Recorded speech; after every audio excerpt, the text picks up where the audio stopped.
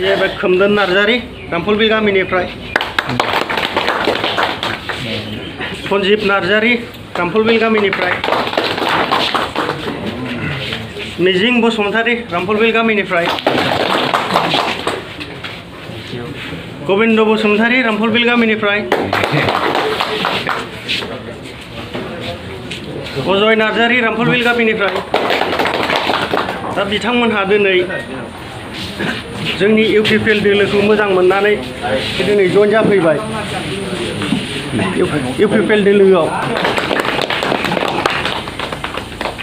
थांनाय 17 बोसोराव दासिम बिपिएफआ सरकार सालायगासिनो दंमोन आरो जोंनि माखासे लाइमोनफोरखौ बेखारै ओरैनो जौ बिदिनो थाखा फैसा बेदर बायदिसिना जाहोलोङैनो बेखार खामानियाव गैयै खालामजोबलांदों।